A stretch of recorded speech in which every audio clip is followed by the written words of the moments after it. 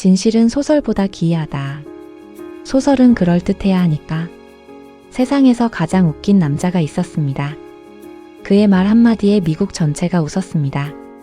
신문은 그의 칼럼을 기다렸고 강연장은 그를 보러 온 사람들로 넘쳤습니다. 마크 트웨인. 톰 소여와 허클베리 핀을 만든 작가. 미국 문학의 아버지라 불리는 남자. 그런데 그 웃음 뒤에는 아무도 몰랐던 얼굴이 있었습니다. 그는 평생 3명의 자식 중 2명을 먼저 떠나보냈습니다. 사랑했던 아내도 그보다 먼저 세상을 떠났습니다.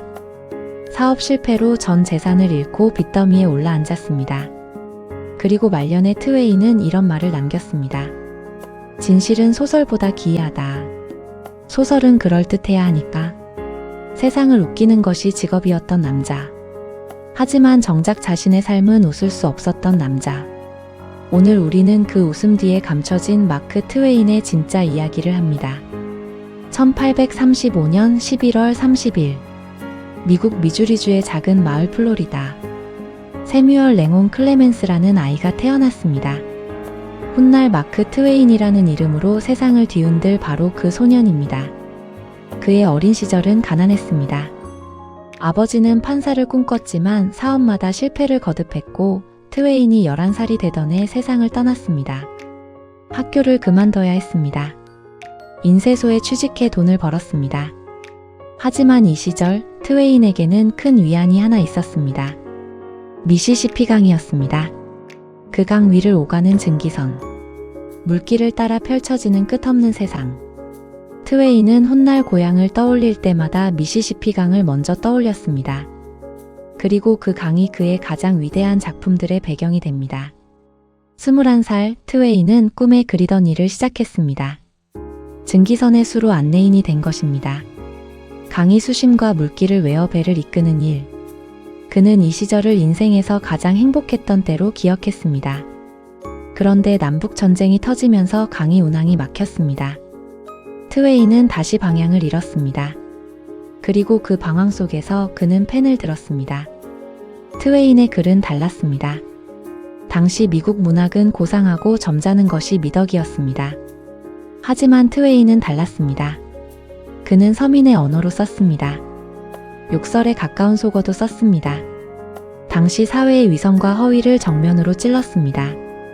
1865년 그의 단편 소설 하나가 미국 전역에 퍼졌습니다. 개구리 이야기를 소재로 한 유머 소설이었습니다. 독자들은 배를 잡고 웃었습니다. 하룻밤 사이에 트웨인의 이름이 미국 전역에 알려졌습니다. 그리고 1876년 톰 소여의 모험이 출판됐습니다. 1884년 허클베리 핀의 모험이 나왔습니다. 미시시피 강을 따라 떠나는 소년과 탈출한 노예의 이야기. 이 작품은 단순한 모험 소설이 아니었습니다.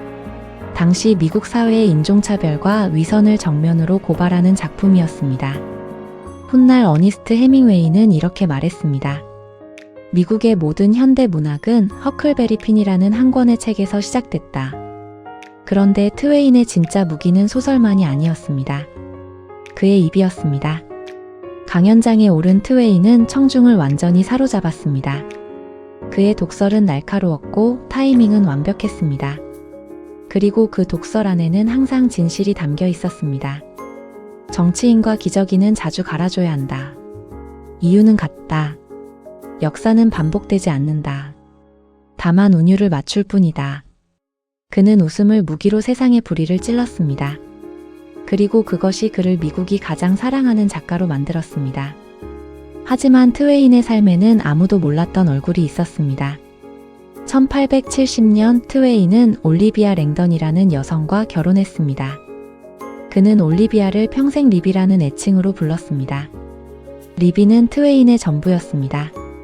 거칠고 직선적인 트웨인을 다듬어준 사람. 그의 원고를 가장 먼저 읽고 솔직하게 평가해준 사람. 트웨인은 이렇게 말했습니다. 리비가 없었다면 나는 아무것도 아니었다. 두 사람은 4명의 자녀를 낳았습니다. 그런데 비극은 조용히 찾아왔습니다. 첫째 아들 랭던은 태어난 지 2해를 채 넘기지 못하고 세상을 떠났습니다. 트웨인은 평생 그 죽음을 자신의 탓으로 여겼습니다. 추운 날 마차를 타고 나갔다가 아이가 감기에 걸렸다고 생각했기 때문입니다. 그 죄책감은 평생 그를 따라다녔습니다. 그리고 1896년 24살의 딸 수지가 갑작스러운 수막염으로 세상을 떠났습니다. 트웨인이 유럽 강연 중에 일어난 일이었습니다. 딸의 임종을 지키지 못했습니다. 트웨인은 이 충격에서 끝내 회복하지 못했습니다. 그는 이렇게 썼습니다. 수지가 죽은 날 나의 삶도 함께 끝났다. 그리고 그 슬픔을 감추며 그는 여전히 강연장에서 웃음을 팔았습니다. 세상에서 가장 웃긴 남자가 무대 뒤에서 가장 무너진 남자였습니다. 트웨인의 시련은 여기서 끝나지 않았습니다. 그는 글로 번 돈을 사업에 투자했습니다. 특히 새로운 인쇄기계 발명에 거액을 쏟아부었습니다. 그 기계가 성공하면 인쇄산업 전체를 바꿀 수 있다고 믿었습니다. 하지만 그 기계는 끝내 완성되지 않았습니다. 수십억 원에 달하는 돈이 사라졌습니다. 1894년 트웨인은 공식적으로 파산을 선언했습니다. 당시 그의 나이 58. 미국에서 가장 유명한 작가가 빚쟁이가 된 것입니다. 주변에서는 파산 보호 신청을 권했습니다. 법적으로 빚을 탕감받을 수 있는 방법이었습니다. 하지만 트웨인은 거절했습니다. 내 이름으로 빌린 돈이다. 내가 갚겠다. 60이 다 된 나이에 트웨인은 다시 강연 여행을 떠났습니다. 미국, 영국, 호주, 인도, 남아프리카. 전 세계를 돌며 강연했습니다. 그리고 5년 만에 모든 빚을 다 갚았습니다. 사람들은 그를 영웅이라고 불렀습니다.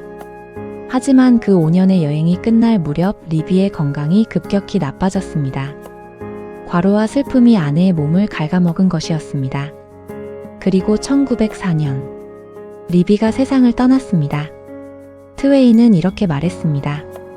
34년 동안 그녀는 나의 세상이었다. 이제 세상이 사라졌다. 리비가 떠난 뒤 트웨인은 변했습니다. 글의 톤이 달라졌습니다. 유머가 사라지고 신랄함만 남았습니다. 인류에 대한 염세적 시각이 깊어졌습니다. 그는 인간이란 무엇인가라는 철학적 에세이를 썼습니다. 그 안에서 그는 인간을 이렇게 정의했습니다. 인간은 자신이 선택의 자유를 가졌다고 믿지만 사실 모든 것은 환경과 기질에 의해 결정된다. 세상을 향한 분노와 체념이 담긴 말이었습니다. 1909년 또 다른 딸 진이 갑작스럽게 세상을 떠났습니다. 간질 발작으로 욕조에서 익사한 것이었습니다. 크리스마스 이브였습니다. 트웨인은 이 충격을 마지막으로 완전히 무너졌습니다. 그는 이렇게 썼습니다. 나는 웃음을 팔아 살아왔다. 하지만 이제 웃음이 무엇인지 기억이 나지 않는다. 그리고 1910년 4월 21일 마크 트웨인은 세상을 떠났습니다. 향년 74세. 흥미롭게도 그는 1835년 헨리의 성이 나타나던 해에 태어났고 1910년 헨리의 성이 다시 돌아오던 날 세상을 떠났습니다. 그는 생전에 이렇게 말했습니다. 나는 헨리의 성과 함께 왔다. 헨리의 성과 함께 떠날 것이다. 그리고 그 말은 정확히 맞았습니다. 트웨인은 이런 말을 남겼습니다. 인생에서 가장 중요한 두 날이 있다. 태어난 날과 왜 태어났는지 알게 된 날. 그는 자신이 왜 태어났는지 알았습니다. 글을 쓰기 위해, 진실을 말하기 위해. 그리고 그 진실을 세상이 받아들일 수 있도록 웃음으로 포장하기 위해. 하지만 동시에 그의 삶은 우리에게 다른 진실도 보여줍니다. 웃음이 직업인 사람도 울 수 있다는 것. 강한 사람도 무너질 수 있다는 것. 세상을 웃기는 사람이 정작 가장 깊은 슬픔을 안고 살 수 있다는 것. 트웨인의 독설은 세상을 향한 것이었지만 그 뿌리에는 깊은 상처가 있었습니다. 아이를 잃은 아버지의 상처. 아내를 잃은 남편의 상처. 그 상처를 안고도 강연장에서 웃음을 팔았던 남자. 트웨인은 이렇게도 말했습니다. 유머는 슬픔의 향기다. 이 말을 그냥 지나쳐서는 안 됩니다. 웃음 뒤에 슬픔이 있다는 것.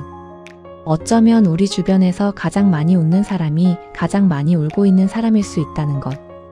트웨인이 우리에게 남긴 가장 중요한 통찰은 바로 그것인지도 모릅니다. 오늘 이야기를 마무리하며 한 가지만 부탁드리겠습니다. 오늘 주변을 한번 돌아보세요. 항상 웃고 항상 괜찮다고 말하는 사람이 있다면 한 번쯤 진심으로 물어봐 주세요. 정말 괜찮아? 그 한마디가 누군가에게는 트웨인이 평생 받지 못했던 말이 될 수 있습니다. 진실은 소설보다 기이합니다. 그리고 사람은 겉으로 보이는 것보다 훨씬 복잡합니다. 마크 트웨인이 우리에게 남긴 가장 솔직한 유산은 소설이 아니라 그 웃음 뒤에 숨겨진 삶 그 자체였습니다. 오늘 영상이 마음에 남으셨다면 구독과 좋아요 부탁드립니다. 다음 영상에서 또 다른 인생 이야기로 찾아오겠습니다. 명언 속 인생 다음 이야기에서 만나겠습니다.